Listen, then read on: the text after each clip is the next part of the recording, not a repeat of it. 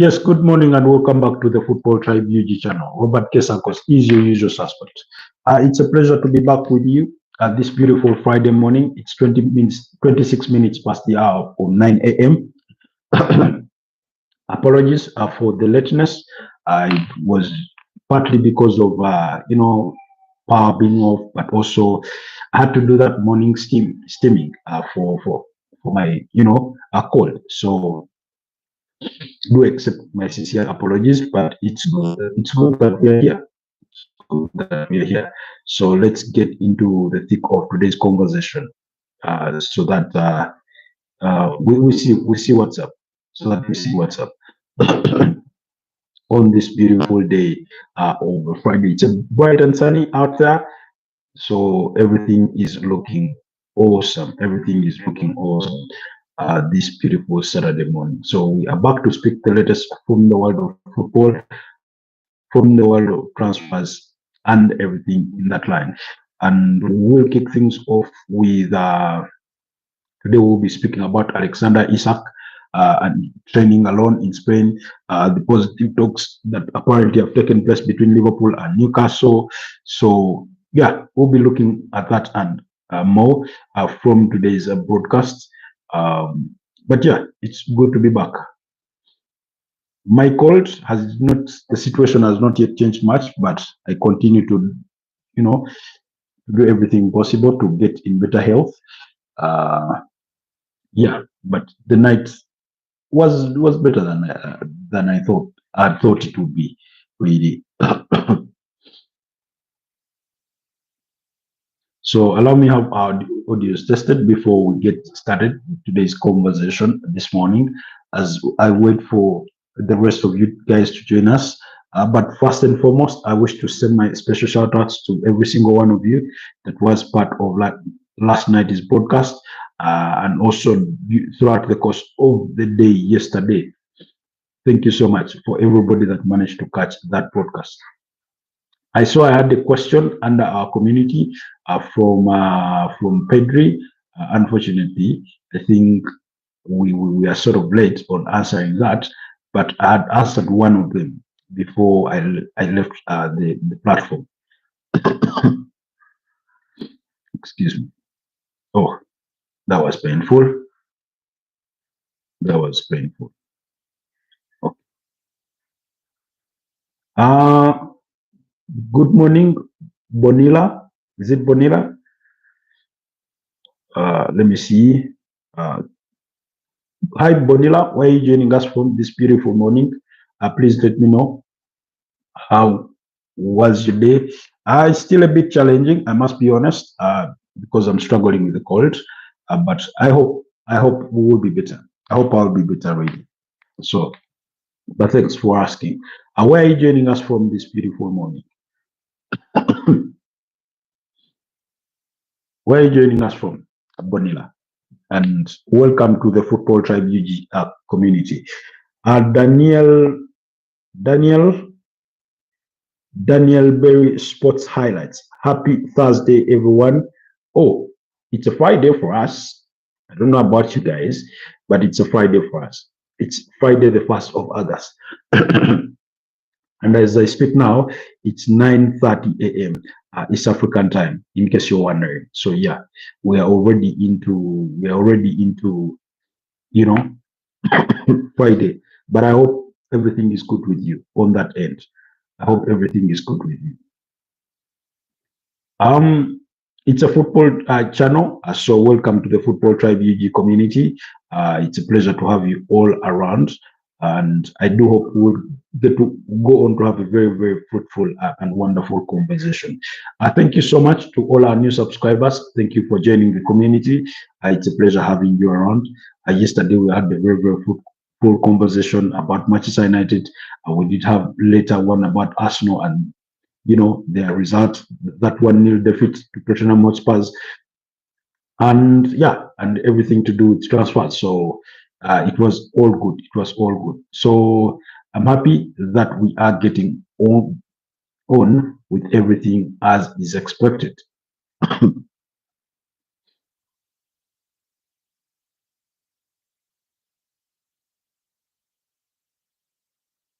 So meanwhile, I want us to kick things off with Newcastle because yesterday it was reported that Alexander Isak is training alone in Spain and at his former club, Real Sociedad, which sort of contradicts Newcastle's continuous allegation that the player is still recovering from a thigh injury. Now, if indeed it was true that he was recovering from a thigh injury, the expectation would be that he will be undergoing rehabilitation at St. James's Park or at their training ground up in Newcastle, but that's not the case, you know.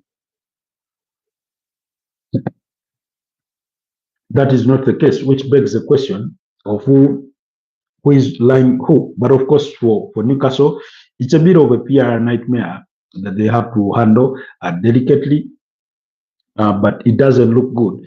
If your player, who is still under contract for the next 3 years, is busy training at his former club at a time when he's requested to stay away from your Asian tour, which you sort of respected, but it's not looking pretty. At the same time, when your pursuit for target replacements is not looking pretty, Brentford has closed the door on Yohan Wissa, who is the target for Newcastle, although he's reaffirmed it to his club that he would want to leave this summer. Your pursuit for Benjamin Sesko, you do have Manchester United to compete with, who you wouldn't want to be competing with for the signature of a player. Regardless of the fact that they do not have European football and Newcastle do have European football. So all that notwithstanding, it's not really looking pretty for Newcastle. Remember, we are talking about a team that has missed out on a great deal of their primary targets. So if you're already in competition for your primary target of a striker as a replacement for Alexander Isak and you're competing for them for their signature with Manchester United, then it doesn't obviously look pretty at all. But anyways,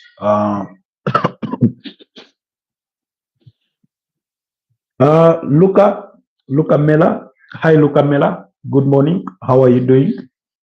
It's good to have you on the broadcast. So, I mean, for me, it's a bit of a difficult one to gauge, but I feel the player to be training by themselves with personal trainers over at his former club just because he's requested to explore their options, unless he's been told by the club to leave the training pitch.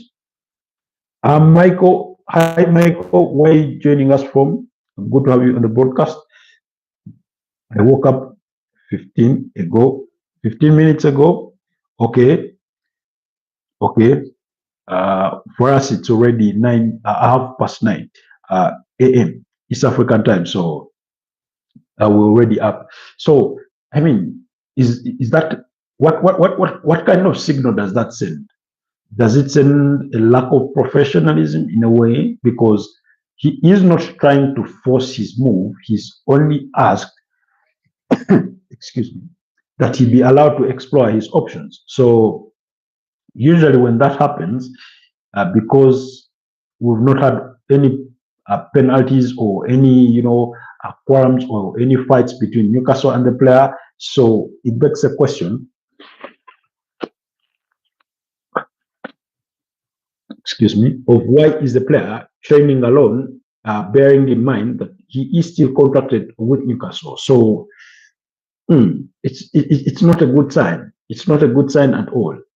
I think possibly maybe the relationship is further down the ruins than we've been led to believe. Is further down the ruins than we would be led to believe, because he should be training at Newcastle. But like I said, Newcastle maintained that the player is recovering from the thigh issue. So, but anyways, that's that. He continues to train in Spain at his former club, Real Sociedad, as per Sky Sports, but also, according to multiple sources, positive talks between Liverpool and Newcastle continue over this transfer of Alexander Isak. Can Liverpool meet Newcastle's valuation of the player? We are yet to know what even Newcastle's valuation of the player is. But also reports continue to suggest that very soon or later, Liverpool are preparing their first formal bid for Alexander Isak. Excuse me. Now, when we say their formal bid, as speculation has it that it could be come in the region of 120 to 130 million pounds. So let's wait and see if indeed that will be the case in the coming days in as far as that transfer saga is goes. But looks like it's going to be one of those that sort of drags on a little bit longer in this transfer window in as far as we are concerned. In as far as we are concerned. So let's just keep waiting and see. Let's just keep waiting and see. Then also, Luca said hi. I love you, my little brother. Thank you so much, Luca. Thank you so much for the love and support. Thank you. Then quickly,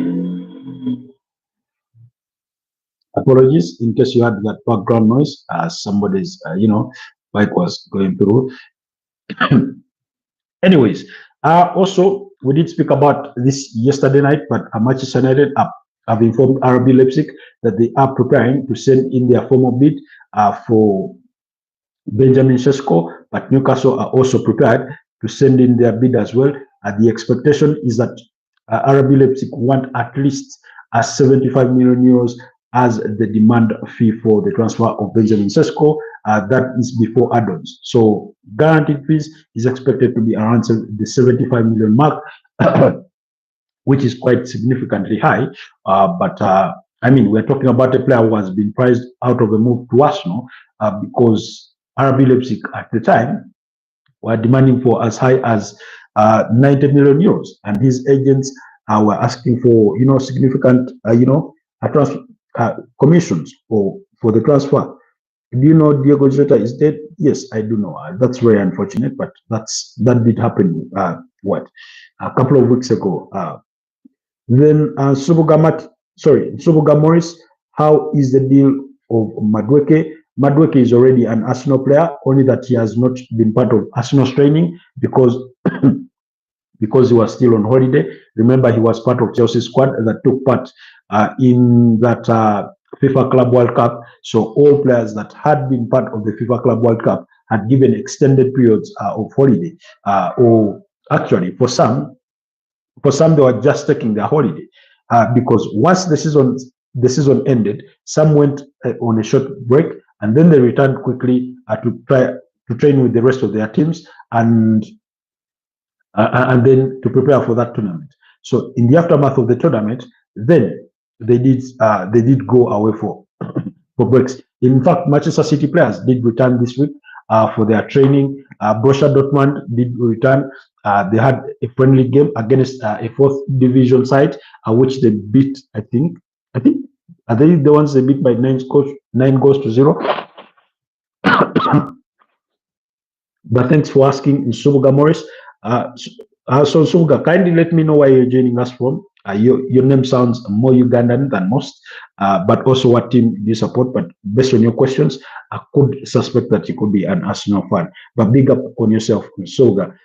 Spirit of LFC fan says big up Footballtribe and chat and the rest of the chat. How are you? I'm faring on fairly well. Still struggling with the cold. My remedies have so far not yielded much, but I'm still hoping for better results in the coming days. When will Liverpool wrap up Isak and Gehi? The season is going to start. Smash the like and subscribe. You never walk alone. Thank you so much, Spirit of LFC. You continue to say RIP Jota and Joe Jones. Justice for 97. You never walk alone. What about Eze? Let's talk about Eze in a bit. How old are you, my brother? Old enough to be streaming. That's as kind as I can be. But I've been here a great bit of time. But anyways, speaking about the Alexander Isak deal, before I get to Morris's question about ability, why you did ask when will Liverpool wrap up the deal for Alexander Isak? The reason as why it's not wrapped up already is because it's not in Liverpool's hands to decide on how to move on this deal, because they have been having engagements with Newcastle over the potential signing of the player, but Newcastle is yet to open that door to receive an offer, because they've contacted them. Newcastle have been reluctant. They do not want to sell. That's what they've told the all suitors for Alexander Isak.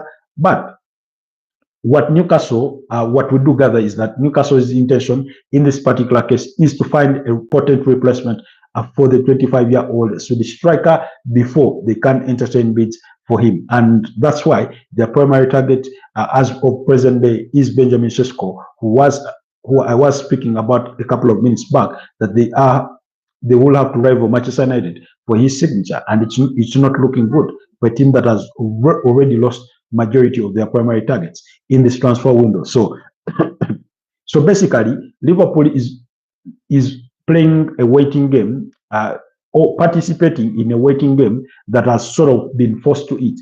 If Newcastle had already opened the door to receive bids, then they would have already put in their bid. But their hands are tied a bit here because it's not in their favor. In fact, Newcastle continue to maintain that should they fail to find a potent replacement for Alexander Isak, then they won't be making any deal, that they won't be leaving, and regardless of the terms and conditions or circumstances that do surround the situation at the moment. So that's so that's why they are not moving forward on that deal.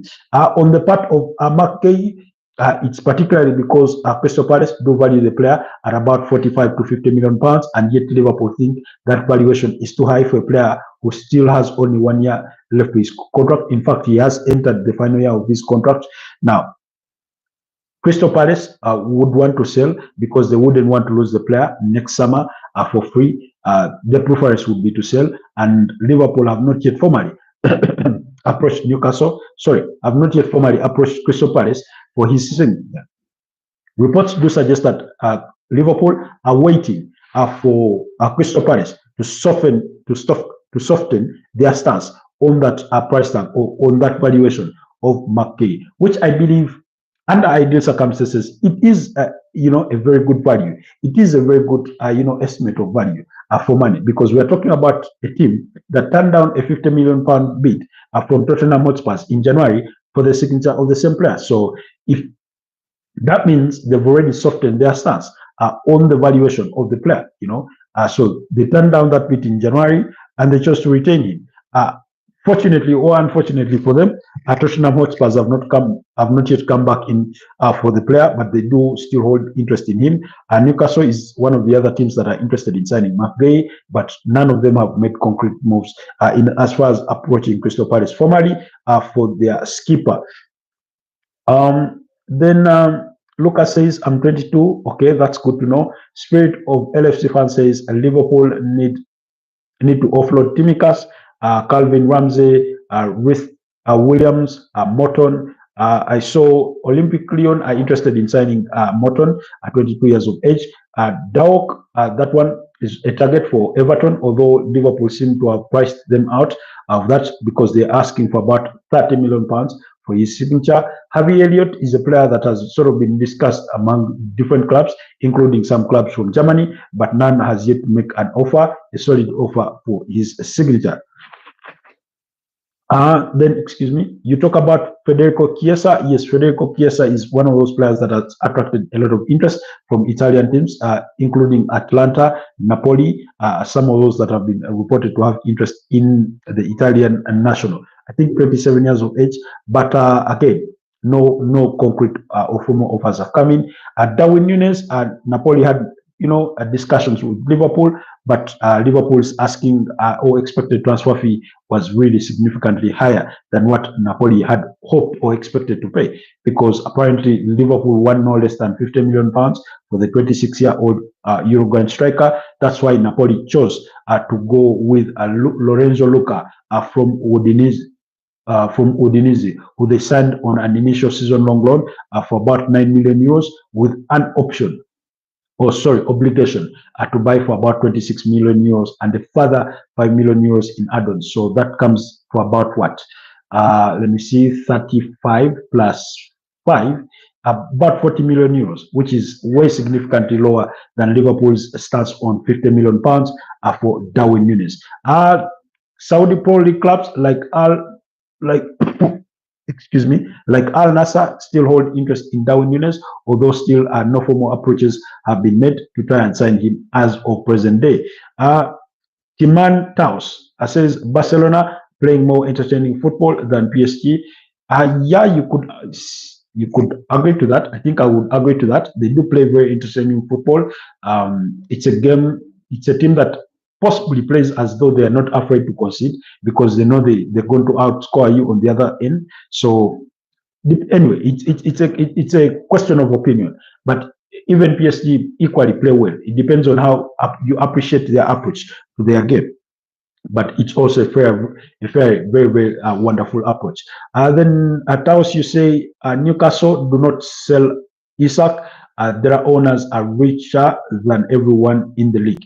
That's true. Their owners are richer, but they are owned by the Public Investment Fund of the Saudis. But like I said, the situation here, it's like having a rich dad and you drive a very small car or poor car, or perhaps don't even drive at all. So that's the situation of Newcastle. They have rich owners, but those rich owners are not allowed to just open their checkbook and begin solving things or begin reinvesting in that Newcastle side. And yesterday or the other day, I did have an interesting comment on one of our videos that we did put out regarding Newcastle, because let me see if I can pull that comment out. Yes, under that video, we were discussing, or the discussion was, is the Premier League system rigged against Newcastle and other mid-table teams? That's the question we need to pose to ourselves, because club owners are not allowed to, directly, get their cash from wherever and invest in these clubs because of, certain rules and regulations that they ought to respect. And somebody called Victor Byhat, something like that. Victor Big Hat said they are supposed to do better. They are supposed to do better job. Clubs like Newcastle and Aston Villa should do better. A difference between clubs like Arsenal and Newcastle is marketing and brand. Newcastle isn't brand. I think he meant isn't the brand. Isn't the kind of brand that Arsenal, Man United, Man City, Chelsea are.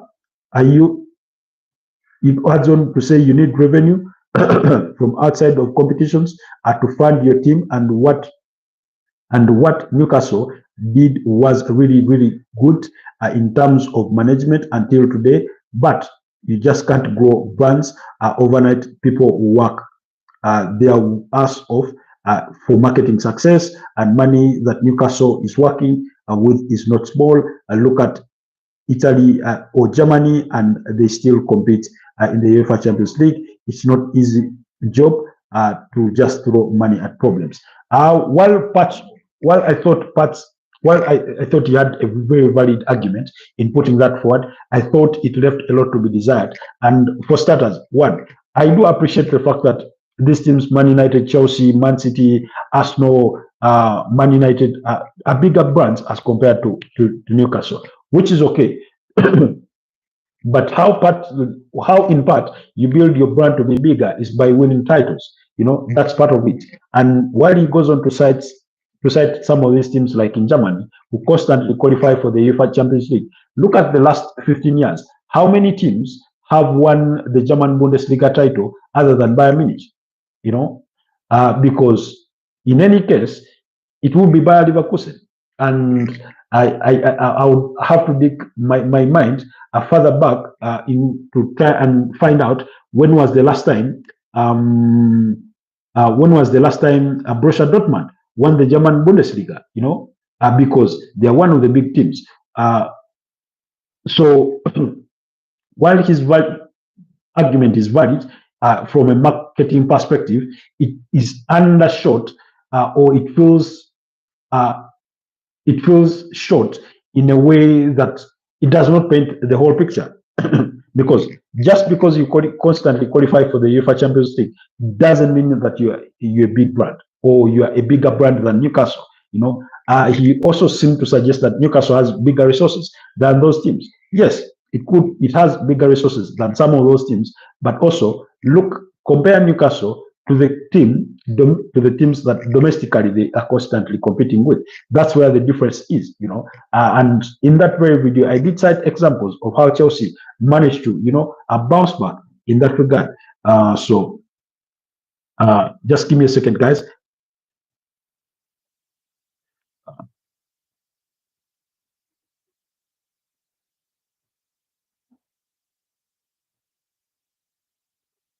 Okay, so in other words, there's a lot more that needs to be done. There's a lot more that needs to be done when it comes to that. So I mean, like I said, you'll have to go back to 2012, and then most recently, Bayer Leverkusen lifting the German Bundesliga. When you go to Italy, again, still there's that disparity between teams and the kinds of resources that they do have. Guys, please bear with me if I'm taking longer to read your comments. It's because I have to respond to some of your submissions. But Tausi says Newcastle do not need to sell Isak. Yes, one, Newcastle do not need to sell. That's true. They are not desperate to sell. They do not want to sell because the player is still under a very good contract, which still has 3 years. By the end of this current season that we are heading into, it will still have 2 years left with it. So they're not desperate. It's only because the players are requested to explore his options. So, but it's not out of Newcastle's need or want to sell. So that's true. But I've spoken about the richness of their owners. They have the money, they just can't spend it. And if you want to hear more about my thoughts on Newcastle, please go to the channel under the video section and read that comment. And watch that video where we talk about, is the Premier League system rigged against teams like Newcastle and other mid-table teams. But thank you so much for your submissions, Tausi. You say Liverpool will regret selling Diaz. That's okay. That's it's a matter of opinion, but we will see how they fare on without him. Liverpool versus Athletic Bilbao, first, and Bilbao second. This spirit of LFC, this Liverpool help players to be match fit, game time and ready for the season. Liverpool fixtures Bournemouth and Newcastle, Arsenal, Burnley and Everton. Yes, Liverpool on the 4th of August are going to be in action against Athletic Bilbao, but after that they will play Crystal Palace on August the 10th. That's in the Community Shield, the FA Community Shield, between the FA Cup winner and the Premier League title winner, before they get started with their season, which will kick off on Friday the 15th of August at Anfield against AFC Bournemouth. And then they will go on to play Newcastle, Arsenal, Newcastle away, Arsenal at home. Then they will play Burnley, and then they entertain the Merseyside derby. Not a very easy start for Liverpool, but I think as defending champions, it's one that they can really grind themselves through. Spirit of Arsenal says, response to Tausi says, who is better, Cody Gakpo or Diaz? I do not think there's much really a huge gap in difference in terms of their profiles. I do not really see much difference, really.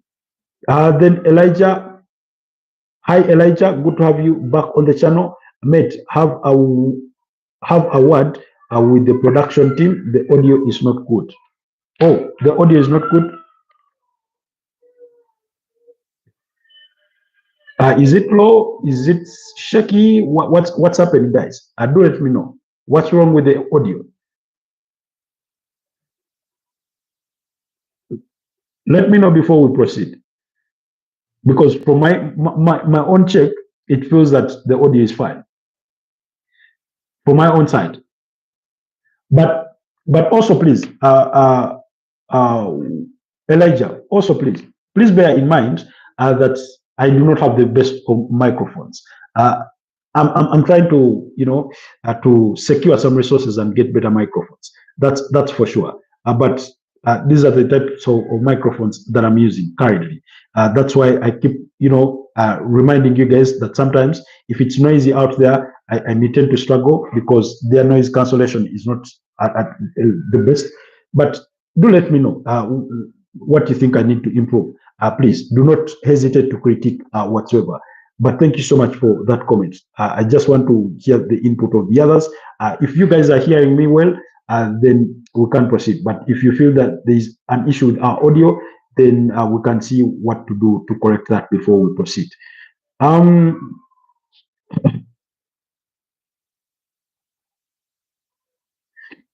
Okay. Okay. Spirit of FC tells Tausi Isak requested a Newcastle United. He wants to leave, but he is under contract. That's true. Spirit of LFC says Elizabeth. It's Elijah. He is a one-man team. Yes, I'm a one-man team. So I have no production team. That's very good spirit to clarify. I'm a one-man team so far. Like I said, it's still a small community that we are trying to grow.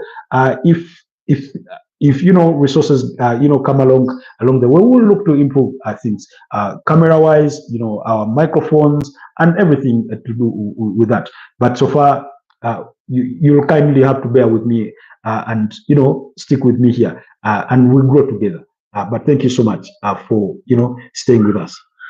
Definitely Diaz. Tausi says definitely Diaz is a Colombian best player.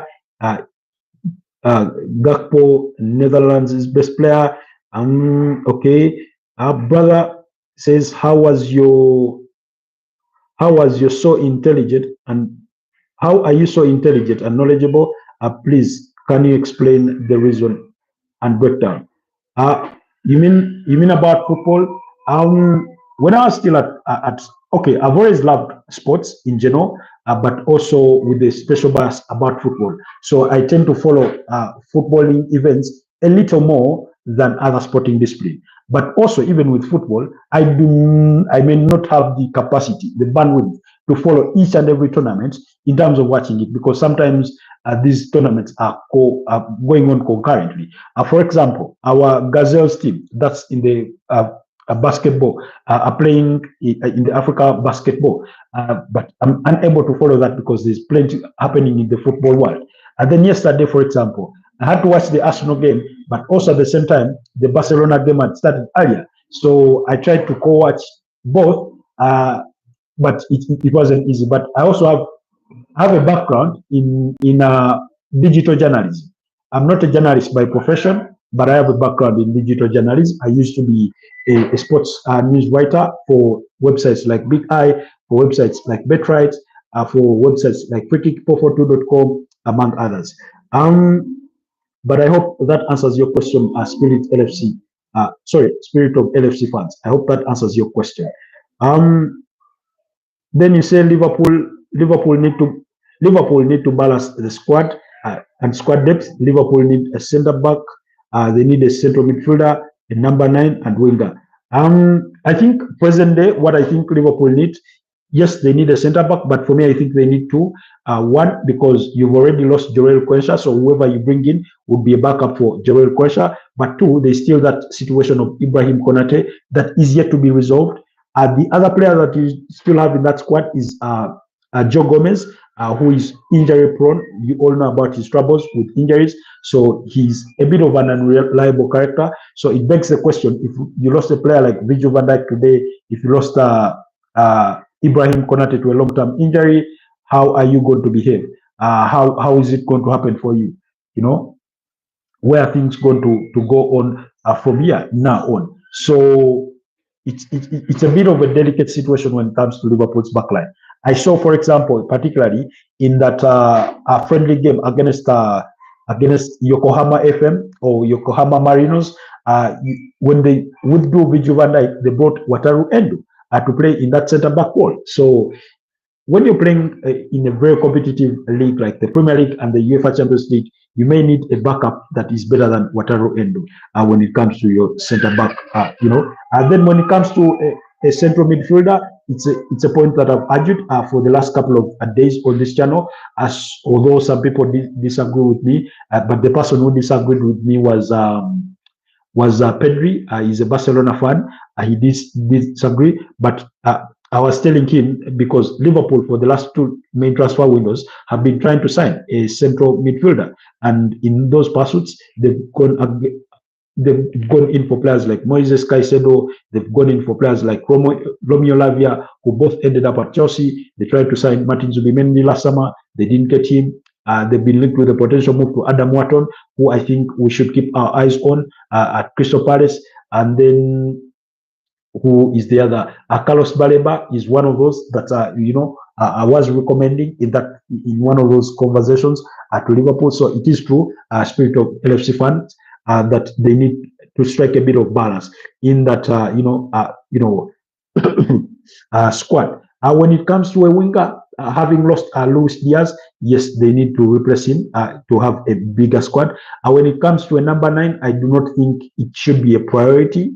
I do not think it should be a priority until they move on Darwin Núñez, because you still have Darwin Núñez in your ranks, but you've also added Hugo Ekitike, who for some, he comes in as a replacement of Diogo Jota, although not the same profile of players.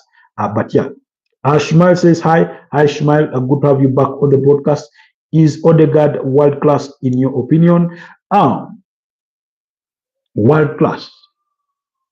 I think he's a player that has had world-class performances, but because of inconsistencies, especially if last season is anything to go by, you feel that putting him in that cohort of world-class players would be a little bit of a stretch.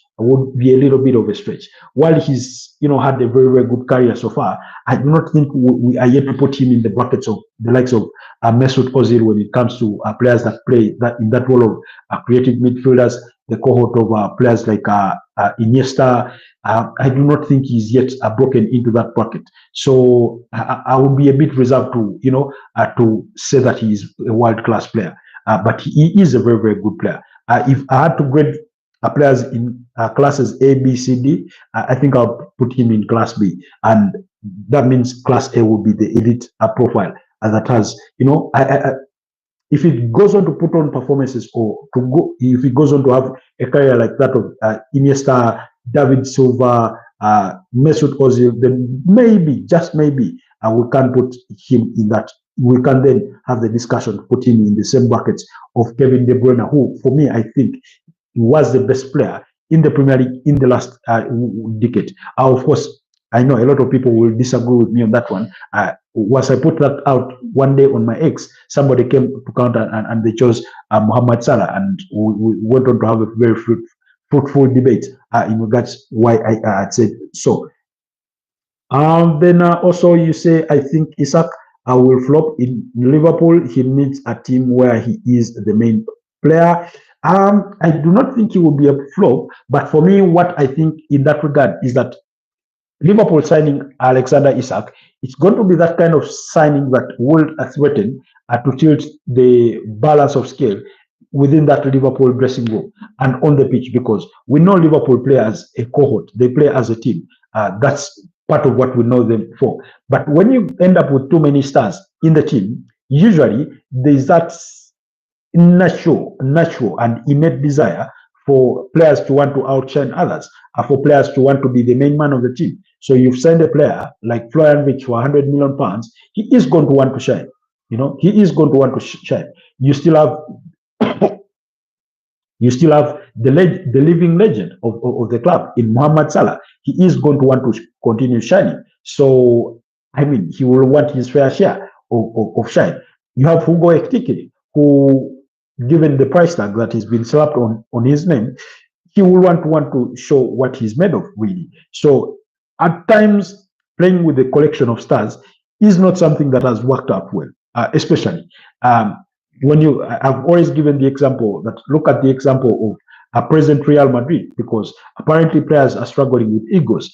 Vinicius Junior, Kylian Mbappe, Rodrigo Goes, maybe Jude Bellingham, although I continue to maintain that Jude Bellingham looks a bit of a reserved player, a bit of a more disciplined, less egoistic.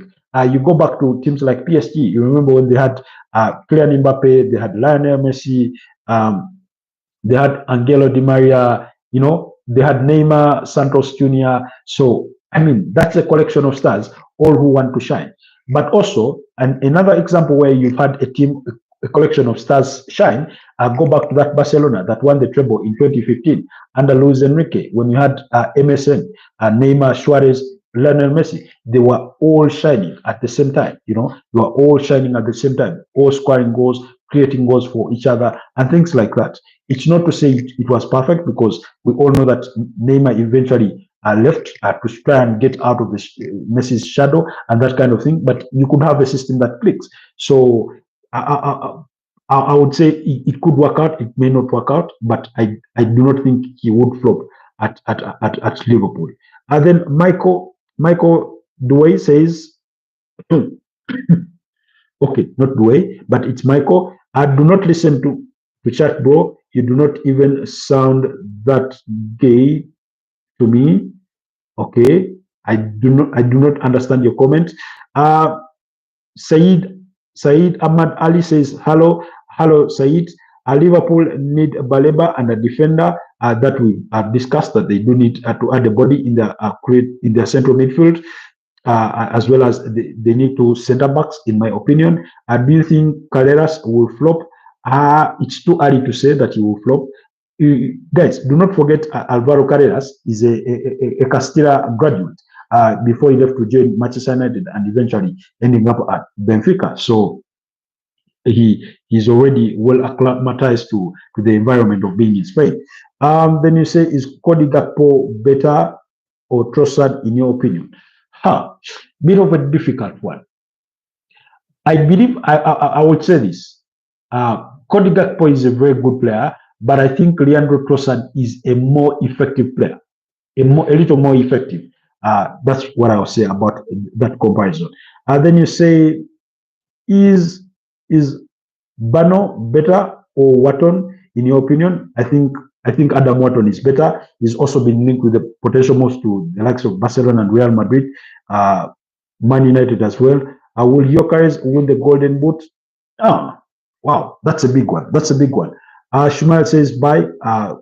But thank you so much for being part of us this morning, Shumal. But let me answer all your comments in just a bit. Gyökeres winning. See you soon as well, my brother. But thank you so much for dedicating the time to be with us this morning. Gyökeres winning the Golden Boot. We are not yet there, my friend. We are not yet there. My hope would be that he would go to win it, but let's not forget Mohamed Salah is still here and he is still here to stay. Let's not forget abroad Erling Haaland. While he didn't have the best of seasons last season, he still scored 21 goals, so he will have a say in that conversation for the Golden Boot. And Alexander Isak is still in the Premier League, so let's bear that in mind. You say Zubimendi made the right decision by joining Arsenal. Yes, he made the right decision. I love you, brother. You are my hero. That's Luca. Thank you so much, Luca, for your kindness. Where do you think Man City will finish? Man City are definitely going to be in the title conversation, but they will be well within the top three. And I'll be giving my assessments. Rank the top three as centre-back duos at the moment. You mean in the Premier League alone, or you meant across Europe? Because I would say William Saliba and Gabriel Magalhaes is a very, very good centre-back pairing. I'll look at Marquinhos and William Pacho or PSG, a very, very good centre-back pairing. Ibrahim Konate and Virgil van Dijk is one of those good centre-back pairings, but also Moriro and Nikola Milinkovic at Nottingham Forest, very, very good centre-back pairing. Which other one can I look at? Which other one? At Real Madrid, if Eder Militao was fully fit, I think I would give them also a bit of a nod alongside Antonio Rudiger. Yes. Then where else? I think those are the ones that come off head really, really quickly. Then Lucas said hi. Okay, I've got those. Too many attacking players. The transfers Liverpool are making, like Hazard to and Coutinho, like Hazard to Madrid and Coutinho to Barcelona. Okay, Liverpool will come second, like Real Madrid, and Arsenal will win. Will win like Barcelona. Thank you so much for those opinions, Ashmai. Now, guys, when it comes to the Premier League, as things stand as of now, I'm still inclined to believe that Liverpool could defend the Premier League title. I still believe that Arsenal could come second or Man City. Those two could swap places. That's very, very plausible. So for now, but let's wait and see what kind of further business they continue to do in this transfer window, and which could, perhaps change my stance over there. Then Tottenham did agree a deal to sign João Paulinho from Bayern Munich on a season-long loan. There, you remember he's still contracted to Bayern Munich until June 2028. So,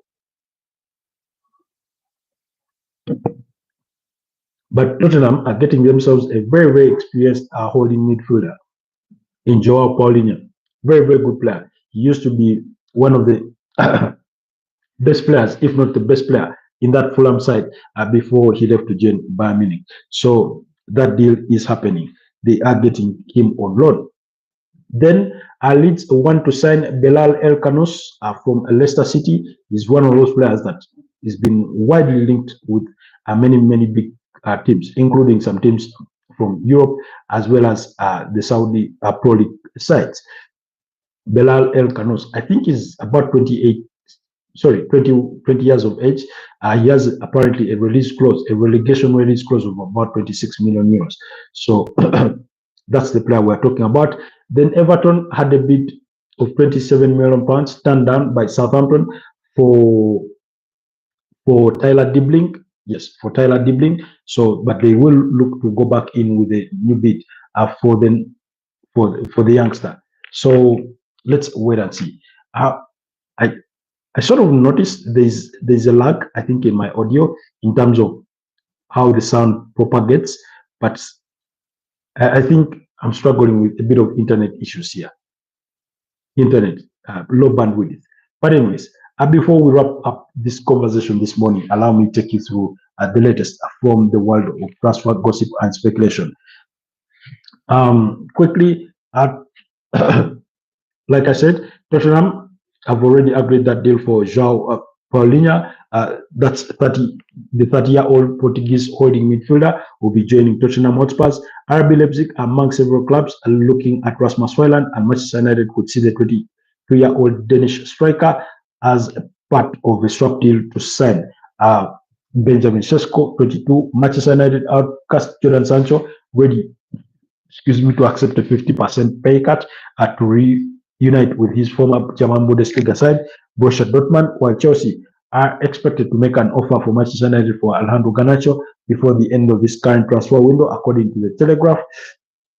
Then England under-20 midfielder Nico O'Reilly will sign a new contract at Manchester City, as they have turned down two transfer bids from German side Bayer Leverkusen, according to Fabrizio Romano, while La Liga side Girona have agreed a deal in principle with Manchester City to sign defender Victor Reis at 19 years of age on loan. Remember, they did sign him from Palmeiras in January, that's Man City, but they also want to loan another 19-year-old in Claudio Echeverri, to Girona on a season-long loan. The Argentine winger still have negotiations or discussions with Girona. Remember, Girona is a sister club to Man City. They are under the same umbrella of ownership.